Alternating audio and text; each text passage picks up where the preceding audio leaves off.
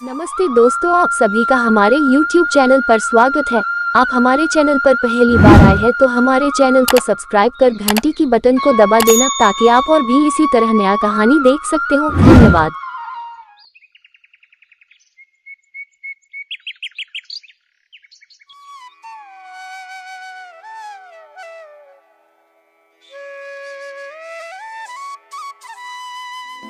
सुलेमान एक गुब्बारे का व्यापारी था। वह अपनी पत्नी रमा और अपनी बेटी सीता के साथ रहा करता था। आए दिन सुलेमान की पत्नी उसे चिल्लाया करती थी क्योंकि सुलेमान के पास गुब्बारे बेचने के सिवा कोई भी काम नहीं था। सुलेमान हमेशा गुब्बारे बेचकर ही अपने घर का गुजारा किया करता था, लेकिन अब उसकी हालत ऐसी थी कि अब वह गुब्बारे भी ढंग से नहीं बेच पा रहा था क्योंकि गांव के लोग गुब्बारे को पसंद ही नहीं करते थे। सुनो जी, अब कब तक तुम हाथ पर हाथ धरे बैठे रहोगे? हमारी बेटी सीता वो भी पढ़ने के लायक हो गई है। उसका भी मन करता है कि और बच्चों को देखकर कि वह भी स्कूल जाए, लेकिन आप हो कि काम धंधा हमारा कोई भी नहीं चल रहा है। तुम हो कि गुब्बारा ही बेचा करते हो। अब मैं कहती हूँ कि गुब्बारा को छोड़कर कोई नया व्यापार ही कर लो। अरे रमा, क्या करूं? मैं भी तो इन गुब्बारों को बेचकर 2-4 पैसे ही कमा लेता हूं और मुझसे तो कोई दूसरा काम होता ही नहीं है। तुम्हें तो पता है ना, मैं तो जिंदगी भर गुब्बारे ही बेचते आया हूं। अब मुझे एकदम से कोई दूसरा व्यापार करने लगाओगे तो मुझसे कहाँ होगा। लेकिन रमा, तुम चिंता मत करो, मैं कोशिश करूंगा कि मैं और भी ज्यादा पैसे कमा सकूं ताकि हमारी सीता बेटी भी दूसरों के जैसे स्कूल जा सके।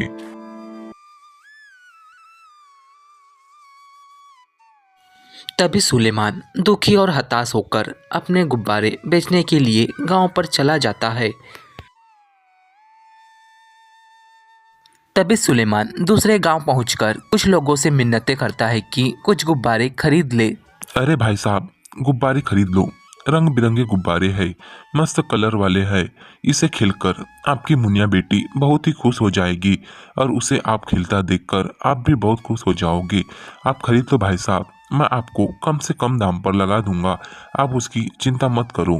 अरे नहीं नहीं भाई साहब, हम कहाँ गुब्बारे खेलने वाले हैं। हमें तो खेती किसानी में ही फुर्सत नहीं मिलती है। ये बेटी तो स्कूल ही जाती है, इसके अलावा ये तो खेलना वेलना पसंद ही नहीं करती है। कहाँ गुब्बारे खेलेगी। आप ऐसा करो कि आप यह गुब्बारे किसी और को बेच दो, हमें नहीं खरीदना है गुब्बारे। अली वाह, कितने अच्छे अच्छे रंग बिरंगे गुब्बारे हैं। बाबा, एक खरीद दो ना, मुझे ये गुब्बारे दिखने में बहुत अच्छे लग रहे हैं। बाबा, एक जरूर खरीद दो ना, मुझे अच्छे गुब्बारे लग रहे हैं। अरे नहीं मुनिया बेटी, तू कहाँ गुब्बारे खेलेगी। चलो हम घर चलते हैं, मैं तुझे कुछ और लेकर ही दे दूँगा। अली नहीं बाबा, मुझे ये गुब्बारे बहुत ही अच्छे लगे हैं, कलर कलर वाले। मुझे तो यही गुब्बारे चाहिए। अरे भाई साहब, रख लो ना। आपकी मुनिया बेटी भी गुब्बारे खरीदने के लिए जिद कर रही है। मैंने कहा है ना आपसे, ये गुब्बारे आपको मैं कम से कम दाम पर लगा कर दे दूंगा। क्यों बच्ची का जिद तोड़ रहे हो? बच्ची को भी यह गुब्बारे बहुत ही पसंद आए हैं। रख लो भाई साहब, आपको भी अच्छा लगेगा। अब बच्ची है तो बच्ची के लिए खरीद ही दो। हाँ दे ही दो अब, मुनिया बेटी भी जिद ही कर रही है गुब्बारे को देखकर। वैसे भी आपके गुब्बारे दिखने में तो बहुत ही अच्छे रंग बिरंगी दिख रहे हैं। तुम इसे एक अच्छा सा लाल कलर का ही गुब्बारा दे दो ताकि मुनिया बेटी को यह लाल गुब्बारा बहुत ही पसंद आए।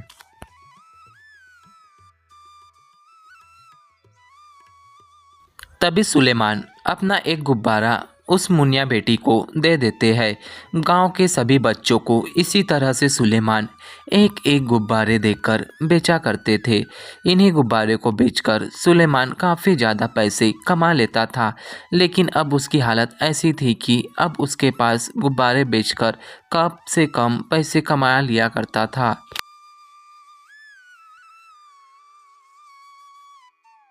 सुलेमान इसी तरह से अपने गुब्बारे को बेचने के बाद शाम को अपने घर वापस चला जाता था।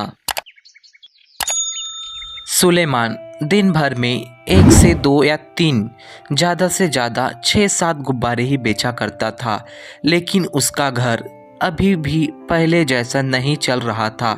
तभी उसकी पत्नी रमा उससे कहती है, देखो जी, इस तरह से दिन के साथ साथ कितने दिन हो गए हैं। लेकिन हमारी घर की आय पहले से भी ज़्यादा गरीबी हो रही है। तुम्हें तो पता है ना, अब मुनिया बेटी भी बड़ी हो चुकी है। अब उसके लिए भी स्कूल जाना इतना ही ज़रूरी है जितना ज़रूरी आपका हमारे घर के लिए कमाना। मैं कहती हूँ कि आप थोड़े बहुत मेहनत करो ताकि हमारी बेटी अशिक्षित न रह पाए, वह भी और बच्चों के जैसा पाठशाला जा सके। बस मैं यही तुमसे कहती हूँ। और हमारे घर का तो खर्चा पता है ना कितने दिन बढ़ते ही जा रहा है। हाँ रमा, तुम्हारी भी बात सही है। हमारी सीता बेटी भी बहुत बड़ी हो चुकी है। अब उसका भी स्कूल जाना इतना ही आवश्यक है जितना मेरे लिए कमाना। लेकिन रमा, मैं तो हर एक जगह जा जाकर अपने ढेर सारे गुब्बारे बेचा करता हूँ, लेकिन मेरी हालत ऐसी है कि कोई भी गुब्बारे खरीदने को तैयार ही नहीं होता है। अभी न तो ही गांव में मंडई और मेला होता है। अगर मंडई मेला में मैं तो कुछ न कुछ गुब्बारे बेच ही लेता हूँ, लेकिन हमारे गांव में तो 2 साल से ज़्यादा ही हो गए हैं कि आसपास भी मंडई और मेला ये दोनों ही नहीं होते हैं। नहीं तो हमारी परिस्थिति बहुत ही अच्छी थी। दिनों दिन खर्च बढ़ रहा था। इधर सुलेमान और उसकी पत्नी रमा दोनों ही खर्च के कारण बहुत ही परेशान थे। न ही उनकी आय पहले के जैसे अच्छी थी। सुलेमान और रमा की एक पुत्री थी सीता। वह 8 वर्ष की थी। वह भी स्कूल जाने के योग्य थी, लेकिन उनकी हालत ऐसी थी कि अपने एक बेटी को भी स्कूल न भेज पा रहे थे, क्योंकि उनका घर का आय दिन ब दिन घटते ही जा रहा था।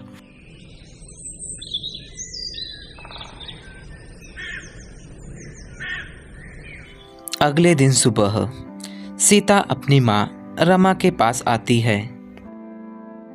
अरे माँ, मैं भी कब तक घर पर रहूँगी। मेरा भी मन करता है कि मैं भी और बच्चों के जैसा पाठशाला जाऊँ और अच्छी अच्छी बातें सीखूँ। माँ, बापू से कह दो ना, मैं भी पाठशाला जाना चाहती हूँ। मेरा भी दाखिला पाठशाला में कर दें। अरे हाँ सीता बेटी, लेकिन बेटी तुम्हें तो पता है ना, हमारी आय अभी भी ठीक नहीं चल रही है, जिसकी वजह से हम तुम्हें स्कूल नहीं भेज पा रहे हैं।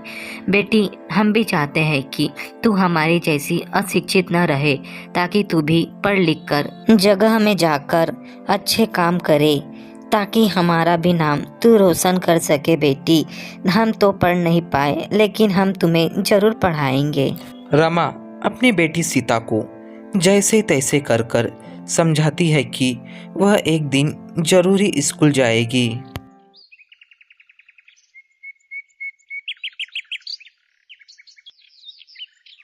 सुलेमान हमेशा की तरह गांव-गांव जाकर गुब्बारे बेचा करता था, लेकिन उसकी हालत में भी पहले जैसा कोई भी सुधार नहीं था कि वह कम से कम गुब्बारे बेच सके। अरे बहन जी, गुब्बारे रख लो। रंग बिरंगे गुब्बारे हैं, बहुत ही अच्छे गुब्बारे हैं। आपकी बेटे को जरूर पसंद आएगा।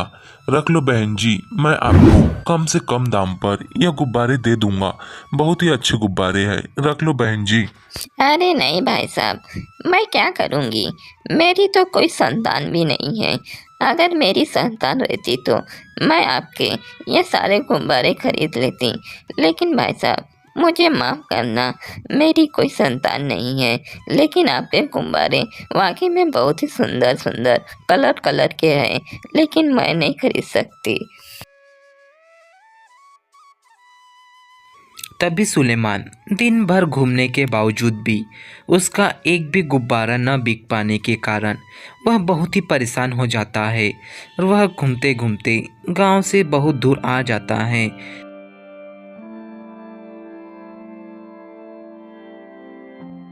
सुलेमान गांव में सुबह से घूमते घूमते थका हारा होने के कारण एक बरगद के पेड़ के नीचे बैठ जाता है आराम करने को। सुलेमान मन ही मन सोचता है, हे भगवान, कैसे कैसे दिन मुझे देखने पड़ रहे हैं। पहले तो मुझे इतने सारे पैसे इन गुब्बारों के मिल जाते थे, अब मेरी हालत ऐसी हो गई है कि एक गुब्बारा बेचना भी नामुमकिन है, क्योंकि कोई खरीदा ही नहीं करते हैं। हे भगवान, मेरी मदद कर। तभी जंगल से एक गरीब बुढ़िया उसी की तरफ चलते हुए आती है। सुलेमान इस बुढ़िया को देखकर हैरान हो जाता है। अरे अम्मा, तुम इस खतरनाक जंगल में क्या कर रही हो? तुम्हें पता है ना यह जंगल कितना खतरनाक है। यहाँ जानवरों के साथ साथ चोर, डाकू, लुटेरे इत्यादि लोग भी मौजूद होते हैं और तुम हो कि इस जंगल में घूम ही रही हो। अरे नहीं नहीं बेटा, किस बात की चिंता रहेगी। मैं तो खुद ही एक भिखारन हूँ। भिखारन के पास उसके जान के सिवा और क्या मिलेगा, चाहे जानवर हो या फिर लुटेरे चोर। मेरी जान के अलावा मुझसे और क्या ले पाएंगे। बात तो तुम ठीक कह रही हो अम्मा। एक तुम हो कि लोगों के द्वार द्वार जाकर भिक्षा मांगा करती हो और एक मैं हूँ कि लोगों के ठोकरे खाया करता हूँ। देखो ना अम्मा, आज सुबह से एक भी गुब्बारे नहीं बेचा हूँ। मैं हताश और परेशान के कारण यहाँ बैठा हूँ। हाँ बेटा, तुम्हारी और मेरी हालत एक ही जैसी है। तुम भी दर दर ठोकरे खा रहे हो। न तुम्हारे पास भी पैसे हैं और न ही मेरे पास। बेटा, मैं सुबह से इस जंगल में घूम रही हूँ। मैंने तो अभी तक सुबह से कुछ भी नहीं खाया है। बेटा, तुम्हारे डब्बे में थोड़ा बहुत भी बचा होगा तो मुझे दे दे। मैं तुम्हारा यह उपकार जिंदगी भर नहीं भूलूंगी। अरे नहीं अम्मा, इसमें उपकार वाली क्या बात है। आप जितना खाना चाहते हो उतना खाना खा लो, मुझे कोई भी ऐतराज नहीं है। तभी सुलेमान को उस गरीब भिखारन बुढ़िया पर दया आ जाता है। सुलेमान अपना डब्बा निकालकर उस भिखारन बुढ़िया को दे देता है। तभी भिखारन बुढ़िया उस डब्बे में से खाना खाने लगती है। अरे वाह बेटा, तेरा खाना तो वाकई में बहुत ही स्वादिष्ट था। लेकिन बेटा, मैं भी तुझे बदले में कुछ देना चाहती हूँ। मेरे पास तुझे देने के लिए कुछ भी नहीं है, लेकिन बेटा, मेरे थैली में एक बरसों से बहुत ही अच्छा बीज पड़ा है। यह बीज मुझे न जाने किसने दिया था। उसने कहा था कि यह बीज है जादुई, इसे तू जिस खेत पर भी बोएगा उसके जैसा ही फसल निकल जाएगा। बेटा, यह जादुई बीज तू रख ले। यह बीज तो अब मेरे कोई भी काम के नहीं है। मैं ये बीज तुझे देना चाहती हूँ। तभी भिखारन बुढ़िया सुलेमान को वह जादुई बीज दे देती है और वहां से फिर से अपने जंगल की ओर चली जाती है।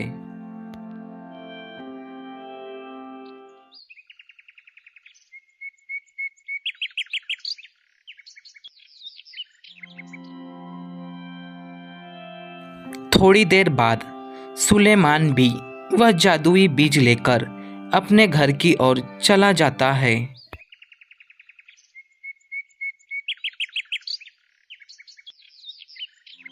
घर पहुंचते ही सुलेमान रमा के पास चला जाता है। रमा सुलेमान के हाथों में वह जादुई बीज का पोतली देखकर उससे पूछती है कि इसमें क्या है। अरे सुनो जी, ये तुम्हारे हाथ पर ये कैसी पोतली है?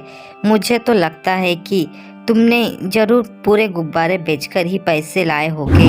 बताओ ना, ये तुम्हारे हाथ पर पैसे की ही पोतली है ना? तभी सुलेमान रमा को उस पोतली के बारे में बताता है। अरे नहीं नहीं रमा, इसमें कोई भी पैसे नहीं है, बल्कि इस पे तो जादुई बीज है। मुझे यह उस बूढ़ी औरत ने दिया है। उसने कहा है कि तुम जिस भी खेत पर इसे डालोगे वह उसका फसल उसी जैसा हो जाएगा। मैं इस जादुई बीज को बोना चाहता हूँ। क्या रमा, तू भी मेरी मदद करेगी क्या? देखो जी, मेरे पास न ही तुम्हारे लिए टाइम है न ही तुम्हारे बीजों के लिए। तुम्हें कितनी बार कहा है कि यह सब कुछ नहीं होता है। ये जादू वादू तो टीवी में ही अच्छे दिखते हैं, लेकिन तुम हो कि किसी भी अंधविश्वास पर जल्दी ही आ जाते हो। मैं कहती हूँ कि ये बीज को फेंको, कोई नया सा काम ही ढूंढ लो, ताकि हमारे घर की आय तो भी बढ़ेगी और बेटी भी पढ़ पाएगी। सुलेमान बार बार रमा से कहता है कि यह जादुई बीज है, लेकिन रमा मानने को ही तैयार नहीं थी कि वह जादुई बीज है। रमा अंधविश्वास पर ज़्यादा भरोसा नहीं करती थी, इसलिए वह मानने को तैयार नहीं थी।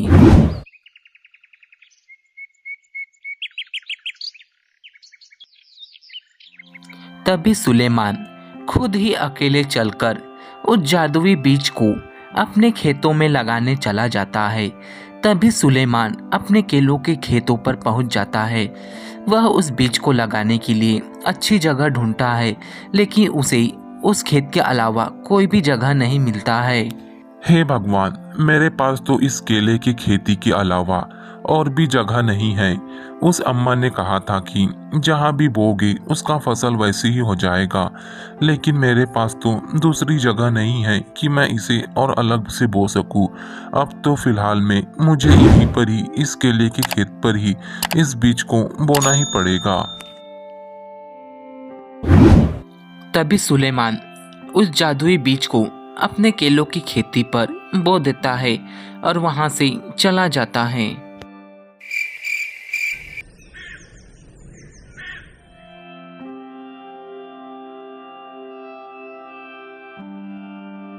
अगले दिन सुबह सुलेमान उस बीज को देखने के लिए उसी जगह चला जाता है।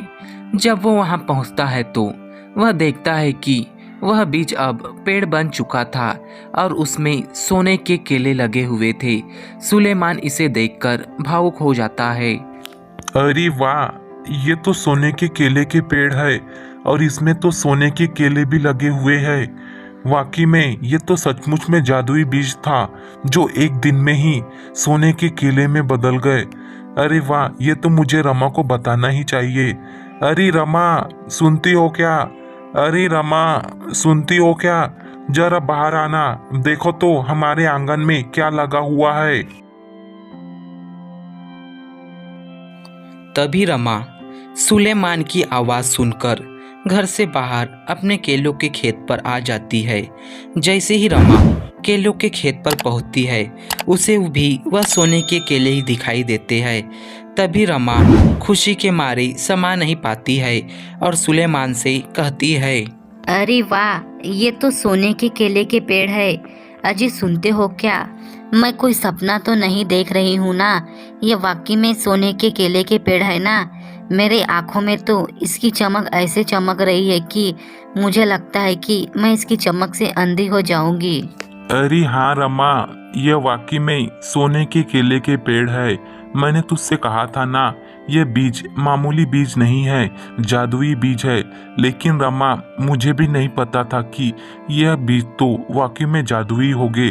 देखो ना किस तरह से सोने के केले लटके हुए हैं इस पेड़ पर, वो भी एक ही दिन पर इतना बड़ा भी हो गया है। अब तो हमारी गरीबी बहुत जल्दी दूर हो जाएगी।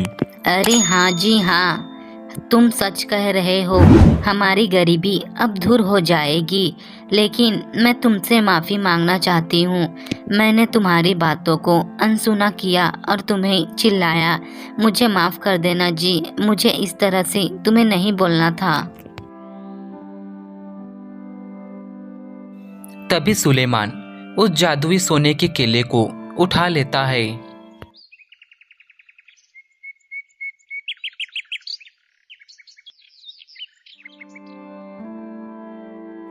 सुलेमान अपनी गरीबी को दूर करने के लिए वह जादुई केले को उठाकर सोनार की दुकान पर उसे बेचने के लिए चला जाता है।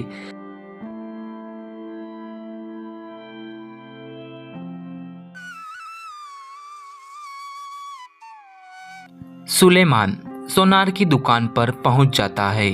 तभी सुलेमान उस सोनार को जादुई सोने के केले उसे पोतली पर दे देता है।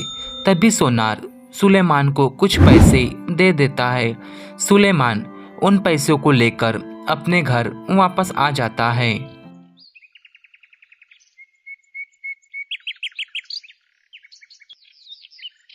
सुलेमान पैसों को लेकर अपने घर पहुंच जाता है। अरे वाह वाह वाह, इतने सारे पैसे मैंने अपनी ज़िंदगी में पहली बार देखी हूँ।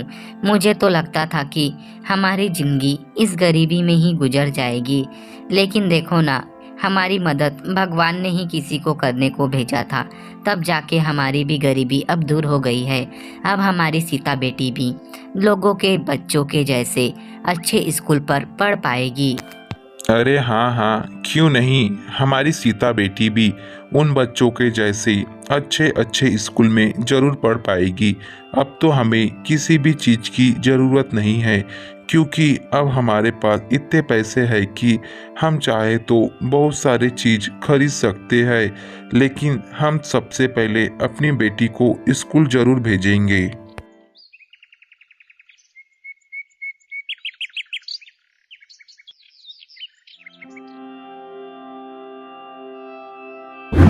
अगले दिन सुबह सुलेमान फिर से अपने सोने के केले के खेती के पास पहुंच जाता है। वह फिर से उन केलों की खेती पर जाकर देखता है। कुछ सोने के केले नीचे गिरे थे। सुलेमान फटाफट उस केले को उठा लेता है। फिर से सुलेमान उस केले को लेकर अपने सोनार की दुकान पर चला जाता है।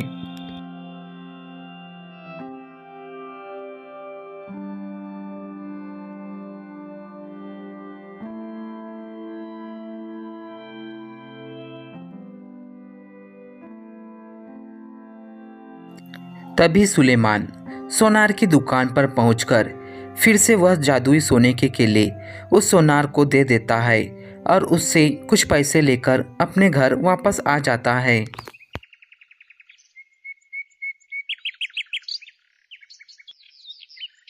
इसी तरह से दिन बीतते ही जा रहा था।